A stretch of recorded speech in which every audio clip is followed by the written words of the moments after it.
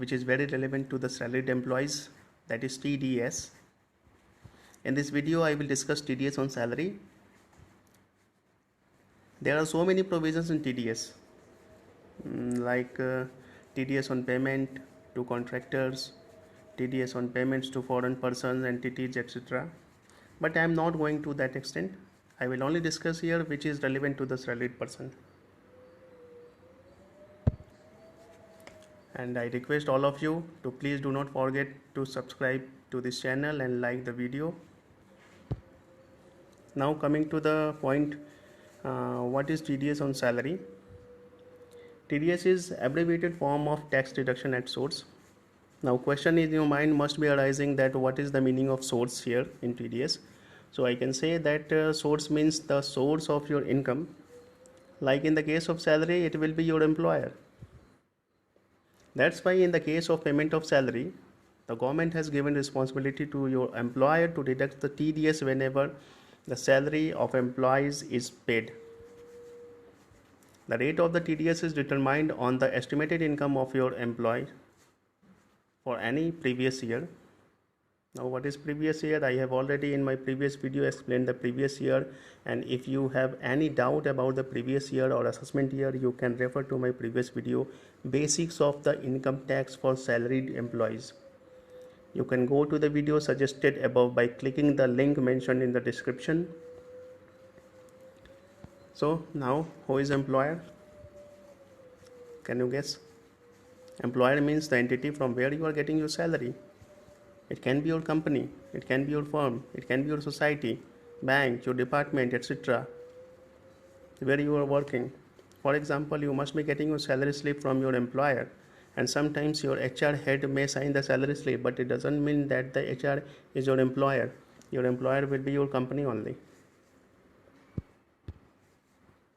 Now coming to the point, what is the rate of income tax to be deducted as TDS on salary?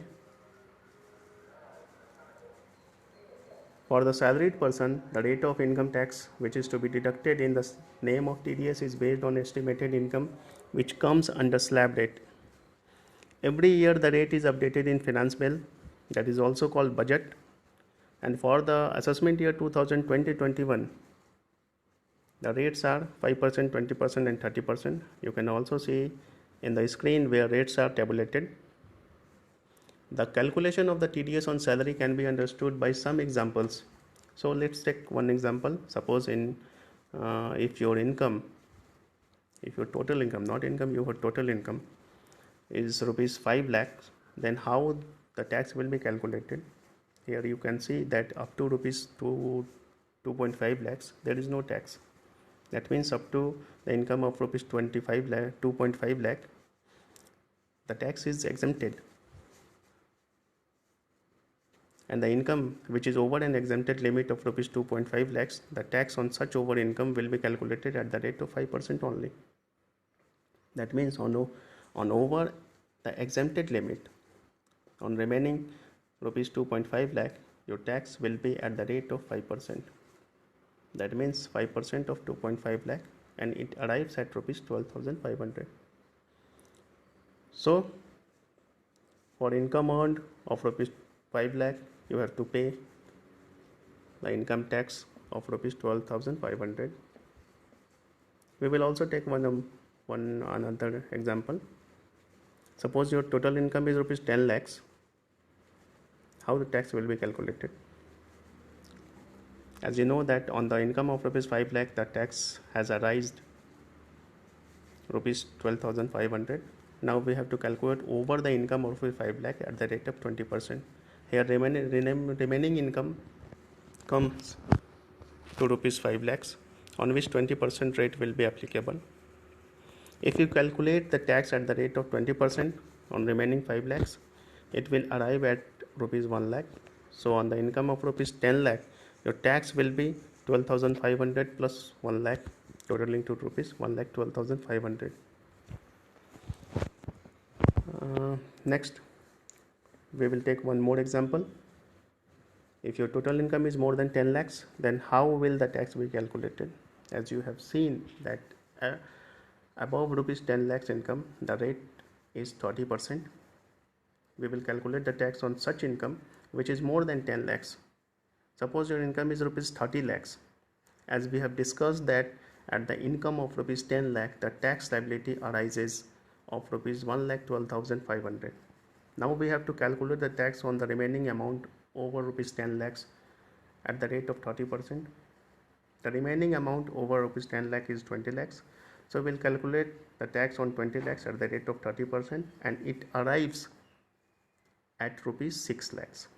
So if your income is 30 lakhs, your total tax liability will be rupees 7,12,500. Now you would want to know how we arrived at this.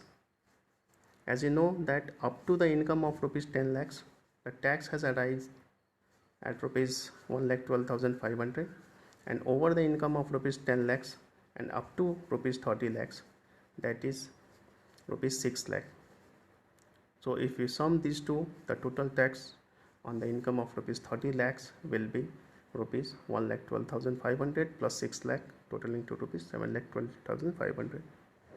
So if you have seen that the calculation of tax is not so tough, please also note that the tax is always calculated on total income, which arrives after considering all applicable deductions. This calculation is for the salaried employees who are resident and not a senior citizen. For senior citizens, the income exempted for taxation is little bit higher. I am not going to that extent. Further, it is your duty, it is sole duty, to provide the details of your other income and applicable savings to your employer, so that the employer would be able to estimate your total income. And if your total income crosses the exempted limit, the applicable TDS will be deducted. How monthly income tax, that means TDS, can be estimated on deduction on salary? To understand this, we take an example. As we have discussed that for total income of rupees 30 lakhs, the tax liability arrives at rupees 7,12,500. So this tax liability will be divided into 12 equal installments, and it comes to rupees 59,375 each. So every month TDS of rupees 59,375 will be deducted from your salary. Here we have assumed that you have worked in your company for full 12 months in financial year. But if you have joined your office in the middle of the year, the tax liability will be divided into equal installments of remaining months of the previous year, and the TDS will be deducted accordingly. You should also keep in mind that if your income is revised in middle of the year, like by way of giving increment or other perks, the tax liability will also be revised accordingly. On your estimated income, your employer will deduct the TDS and deposit it into the income tax account, and later at the end of the every quarter he has to file TDS returns. Now what is TDS return?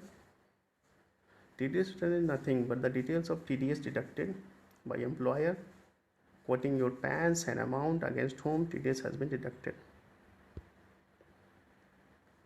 Now the details of the TDS return is processed in income tax department, and the credit of the TDS is clubbed with the PANs of the persons against whom the TDS has been deducted. Later, when you file your return of income, TDS credit will be reflected against your PAN in the e-filing portal of the income tax, where you can claim it. When you file your income tax returns through e-filing portal, you do not need to calculate the tax. You have to fill only the details of your income and tick the checkbox to claim the TDS or other taxes which are available in the portal. But if your deducted tax is not reflecting, you should contact to your employer for necessary updation in TDS return. The portal itself will calculate your tax, and if excess TDS or tax has been deducted, the same will be refunded after processing of your return. It normally takes up to 3 months to process your return or refund. You can also see on screen the procedure from TDS deduction to the processing of refund. See, you get your salary, then from salary the TDS has been deducted, then TDS amount is deposited into government account by your employer, then TDS return filed by your employer, then IT department processing your TDS return, then credits of TDS clubbed with your respective PANs, that means with your PANs, then filing of return of income by you will file your return of income. Then after, you will claim your TDS credit in your return of income. Then IT department will verify the details filled in your return of income and process your return, and if excess TDS is deducted, you will get your refund.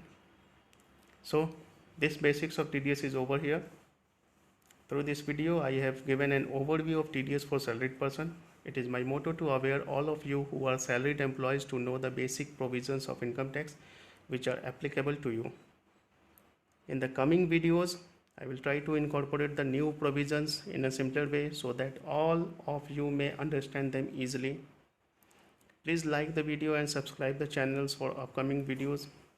Thanks to you for watching. Thank a lot. Bye.